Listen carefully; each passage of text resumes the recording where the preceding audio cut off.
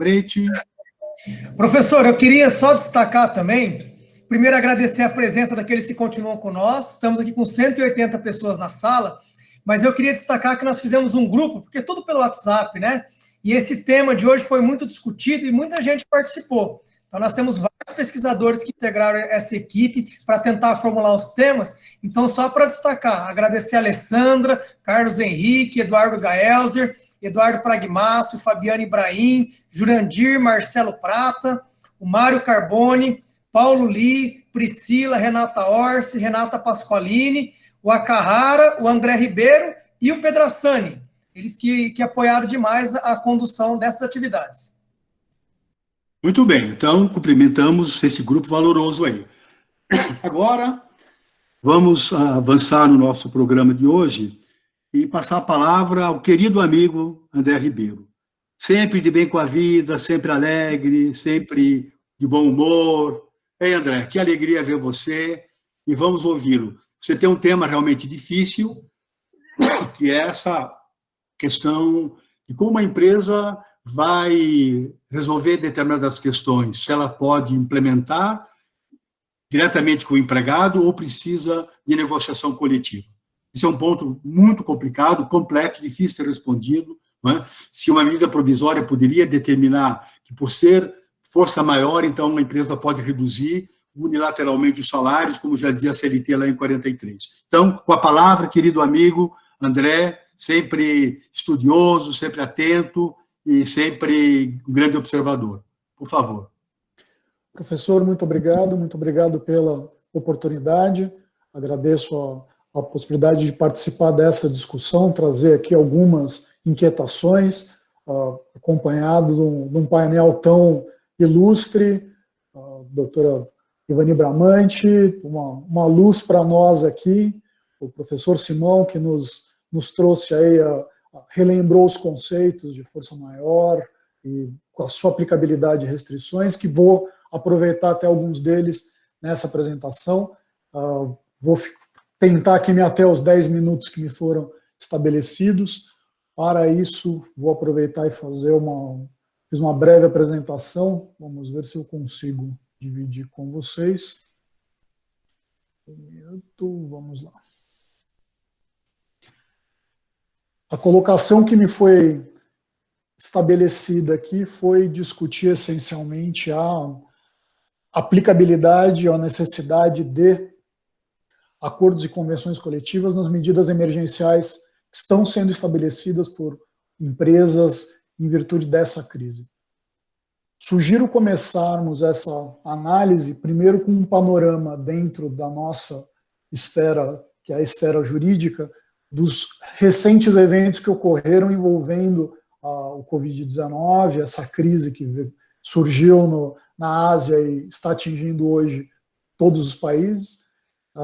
No Brasil, nós tivemos como primeiro elemento uma lei de dezembro do ano passado, 13.979, que trata de questões sobre isolamento, quarentena, faltas justificadas ou não para os empregados que estão submetidos a essas determinações pelos agentes de saúde. Da mesma forma, o Decreto Legislativo número 6 de 2020 reconheceu o estado de calamidade pública em todo o território nacional, inicialmente até 31 de dezembro de 2020. Esses eventos foram reconhecidos como força maior para fins trabalhistas, numa redação peculiar da medida provisória 927 de 2020. O governo, em paralelo a todas as medidas que já foram aqui, grande parte, discutidas, apresentou também uma linha de crédito subsidiada para pagamento de folha de salários para os próximos meses em relação a empresas, micro e pequenas empresas que tenham sido atingidas por esta questão econômica. O Congresso, num esforço poucas vezes visto na história moderna, conseguiu aprovar em tempo recorde um dispositivo legal prevendo esse auxílio temporário a trabalhadores informais, que é a medida provisória aprovada ou assinada ontem, 936, estende também não só aos trabalhadores informais, mas aos intermitentes, no valor de R$600 por mês por 3 meses. Existe, como o professor Simão já mencionou, o projeto de lei 1179 cuja votação está prevista para amanhã, que trata do regime jurídico emergencial e transitório das relações jurídicas de direito privado, envolvendo aí locação, prescrição e decadência, assembleias e obrigações de empresas e de associações.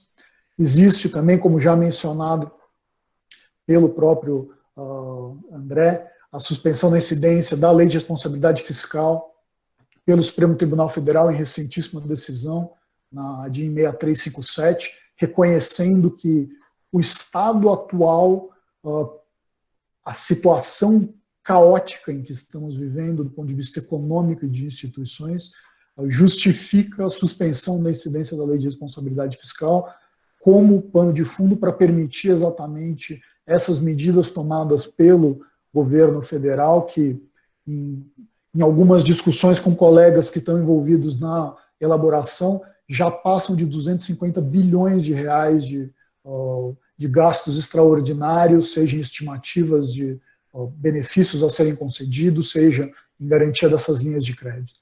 Então, este é o cenário, e é sobre esse cenário que nós temos que nos debruçar sobre as medidas que as empresas podem implementar agora. Trouxe um pequeno apanhado, dividido aí em 3 grupos, das medidas, aquelas unilaterais estabelecidas pelo empregador, sobre as quais pode ter maior ou menor questionamento, essencialmente a concessão de férias individuais, banco de horas, nos termos da CLT, mesmo a concessão de licenças remuneradas, que tenham reflexo previsto na própria CLT, quanto às férias, se essa licença remunerada se estender por período superior a 30 dias. E em situações extremas, a própria recuperação judicial, que é um meio jurídico, ou remédio jurídico previsto inicialmente no direito comercial, hoje direito da empresa, e que extrapolou todas as áreas, e que traz e afeta relações de trabalho, seja por conta do período de suspensão de cobrança de quaisquer dívidas contra o empregador, chamado stay period de 6 meses, que hoje já tem inclusive orientação do próprio Conselho Nacional de Justiça para que os juízes olhem e tenham uma certa... vejam com bons olhos pedidos de extensão desse stay period, por conta exatamente dessa crise em que passamos, e a necessidade do pagamento de credores, dentre os quais os trabalhistas, que têm uma classe específica. Esses são os instrumentos que, em grande parte, o ordenamento permite e autoriza todas as empresas, independente da negociação coletiva. Historicamente, o nosso sistema, e nas crises anteriores, também foram desenvolvidos outros mecanismos, dentre os quais a suspensão do contrato de trabalho para qualificação do empregado, prevista hoje na CLT, no artigo 476-A. Tivemos no passado um programa de proteção ao emprego, com vigência até dezembro de 2016, que trazia também questões nesse sentido. Temos os programas de demissão voluntárias negociados juntamente com os sindicatos. Eles podem prever quitação geral mediante adesão do empregado a essas condições, conforme decidido pelo Supremo Tribunal Federal. Temos a transição do trabalho a tempo parcial, prevista na CLT, mediante acordo coletivo, que permite também a redução proporcional de salários, mantido o salário hora, mediante acordo ou convenção coletiva. E o que temos verificado são uma série de acordos coletivos chamados de emergenciais ou aditivos emergenciais, envolvendo alguns dos setores que foram mais imediatamente atingidos por essa crise, como as empresas aéreas, as empresas de catering, os bares, hotéis e restaurantes, em alguma parte o comércio, no que significa medidas autorizadas, e mesmo os sindicatos metalúrgicos, as federações têm feito acordos prevendo licenças não remuneradas, redução de salário, pagamento de verbas rescisórias, em algumas formas até, em algumas vezes até de forma parcelada, concessão de férias, mesmo antes da medida provisória 927. Esses são os cenários onde me parece pairar pouca dúvida sobre a sua aplicabilidade, os remédios hoje previstos e, em grande parte, já consolidados na legislação e na jurisprudência. Nesse cenário, surgem as 2 mais recentes medidas provisórias, seja a medida provisória 927, seja a 936, que trazem uma discussão clara e direta em relação aos limites previstos no artigo 7º da Constituição Federal. Já foi noticiado, hoje às 10h40 da manhã já havia uma ação direta de constitucionalidade quanto em relação a dispositivos dessa medida provisória 936, foi proposta pela rede e está aí para julgamento, vamos ver. Torcemos para que o Supremo Tribunal Federal abrace essa questão e julgue essa constitucionalidade ou não, para esclarecer essas dúvidas que vão muito mais trazer do que apresentar uma solução final. As principais alternativas que as medidas provisórias trouxeram são essencialmente que trazem maior confusão em relação à sua constitucionalidade, são a suspensão do contrato de trabalho aprovada pela medida 936, como já muito bem esclarecido aí pelo Fabiano, a redução salarial com a percepção do benefício emergencial, também trazida pela 936, e a 927 traz também um artigo que passou desapercebido por muitos, mas que tem um potencial de trazer soluções ou questionamentos bastante relevante, que é o artigo 2º, que prevê acordos individuais com garantia de emprego. Essas medidas, elas essencialmente versam sobre redução de salário, redução de remuneração do trabalhador. O artigo 7º da Constituição é claro, ao estabelecer como direito fundamental a irredutibilidade salarial, salvo acordo ou convenção coletiva. Nesse cenário vai caber ao judiciário, não vemos outra alternativa senão uma decisão do Supremo Tribunal Federal para pacificar isso, aquilatar as duas posições. Até que ponto a garantia, o direito fundamental ali previsto, vai se sobrepor a uma situação posta, alheia ao empresário, e aí a colocação, seja do 501 e do 503, em grande parte das empresas que são afetadas por conta dessa crise, a crise é absolutamente alheia e traz um resultado direto nas suas atividades, e é um resultado não só, assim, não vinculado ao decorrente de uma previsibilidade, é um evento imprevisível e cujos efeitos e possíveis consequências e extensão sequer conseguimos aquilatar hoje. Nesse cenário, temos que verificar se caberia a flexibilização por meio de uma situação emergencial, como meu xará André acabou de mencionar, por uma questão de direito de crise, uma crise que supera e deixa ao largo com bastante tranquilidade todas as crises econômicas que aconteceram neste século. É um evento onde não se tem sequer previsibilidade do tempo que durará ou das suas consequências por completo. Se isso é suficiente para suspender ou flexibilizar essa exigência prevista na Constituição Federal. Em outras situações, o Supremo Tribunal Federal já tomou partido em posições específicas, reconhecendo a prevalência de determinadas garantias coletivas em detrimento a garantias individuais.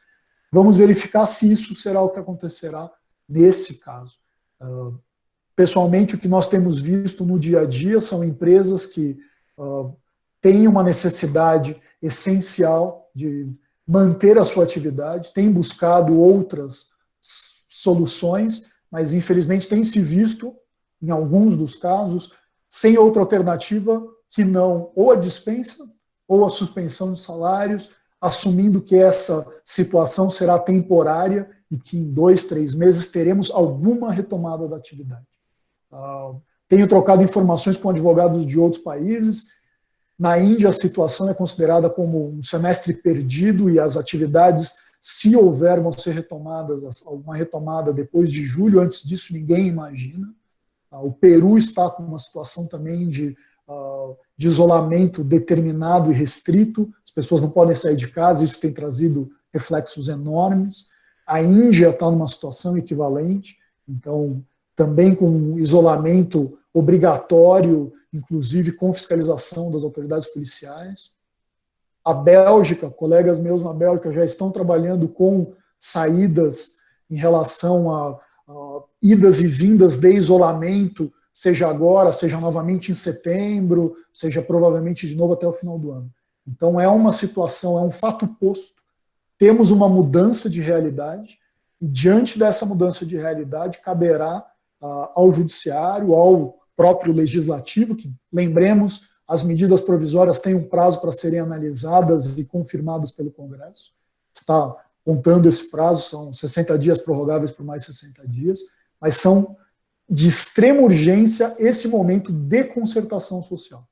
Por outro lado, não se pode negar e recomendar a todas as empresas, e é o que eu tenho feito de forma reiterada para os clientes, havendo possibilidade, o mínimo de fôlego para se negociar coletivamente, a negociação coletiva é a melhor saída para a concertação social, tendo em vista que as empresas continuarão existindo depois dessa crise. A relação com o sindicato, obviamente ressalvadas aí eventuais reformas, mas mantida a legislação atual, a relação com o sindicato é perene, permanecerá, a relação com os empregados permanecerá. Então, a busca pela solução negociada sempre é a melhor alternativa. A situação se põe para quando essa busca ou é infrutífera ou, ainda que com a flexibilização dos prazos e condições estabelecidas pela própria ANP, as instruções da Secretaria Especial do Trabalho em relação a assembleias e realização e formalidades necessárias para os acordos coletivos, muitas vezes isso não vai ser suficiente, e menos ainda para o pequeno empresário, que é o grande empregador. Então, nesse cenário, coloco as dúvidas, na verdade, vejo os argumentos de ambos os lados, e sinceramente espero que tenhamos uma conjunção de esforços do nosso Poder Executivo com o Congresso e com o Judiciário, num momento de crise como esse que se coloca, para que tenhamos o mínimo de segurança. Essa ADIM que foi proposta pode ser uma ótima oportunidade para uma manifestação clara e definitiva do Supremo Tribunal Federal, seja não apenas por meio de liminar, mas uma convocação do Pleno para que se perfile a favor ou já defina quais são os limites para o Legislativo e para o Executivo, porque a situação é preemente. Não temos tempo para esperar 5 ou 10 anos para que essa decisão seja julgada. Daqui 5 ou 10 anos estaremos já superando essa situação, lembrando e reformando as mudanças e alterando o nosso direito em relação ao que tiver daqui 5 ou 10 anos, mas hoje é necessário uma posição e é necessário uma concertação social. Não cabe exclusivamente ao Executivo, não cabe exclusivamente ao Judiciário, não cabe exclusivamente ao Congresso, mas é necessário um diálogo e, infelizmente, isso, de algumas partes do governo, temos sentido falta. Gostaria de reforçar aqui o meu reconhecimento pessoal em relação aos esforços que o Judiciário, em especial o Judiciário Trabalhista, tem feito para adequar o dia a dia a essa situação. Reconheço os esforços do Congresso em relação aos temas, inclusive, já mencionados, e do Executivo. Tenho certeza de que muitos dos que estão ali virando noites estabelecendo essas medidas e fazendo as contas, o fazem da melhor forma e com a maior urgência, mas é necessário uma concertação. Eu agradeço mais uma vez aí a oportunidade, devolvo a palavra ao professor Nelson e agradeço a plateia e as colocações aqui. Se tiver oportunidade, vai ser um prazer responder nos minutos que teremos para as perguntas. Muito bem, André. Muito bem. Que bom ouvi-lo, André. Você fez um levantamento exaustivo de todas aquelas situações em que há acordo, que deve haver negociação, e você pondera muito bem, né? A saída é o conserto, é a concertação. Eu acho que a solução deve ser buscada em conjunto, né? Parece que é fundamental isso, né? Embora determinadas medidas tenham que ser tomadas com muita urgência e o empregador tem que fazer isso mediante negociação individual. Ouvindo você, André, eu me lembrei de uma expressão que você sempre fala, que essa quarentena ficou divertida, não é? quem pensava que ia ficar em casa descansando, cuidando das crianças, etc., se enganou. Nunca tivemos tantas mudanças, tanta necessidade de pensar, refletir e se atualizar sob pena de repente, ficar por fora, né? Então, é incrível. Nós vivemos um período incrível e você, André, trouxe um subsídio muito grande para todos nós. Muito obrigado. Quero cumprimentar você pela forma tranquila, forma madura, né, como você apresentou o seu tema. Muito obrigado, André. Tá bom? Eu que agradeço, professor, agradeço a todos, em especial aí o Carlos, que tanto se esforça e permite aqui que os nossos esforços tragam resultado também. Então, na pessoa dele, agradeço a todos os membros do grupo de estudos e continuemos agora para as apresentações melhores que as minhas. Sempre modesto, muito modesto. Bom, agora já vejo o Rafael aqui, está se apresentando na tela. Rafael, bem-vindo. Eu agradeço você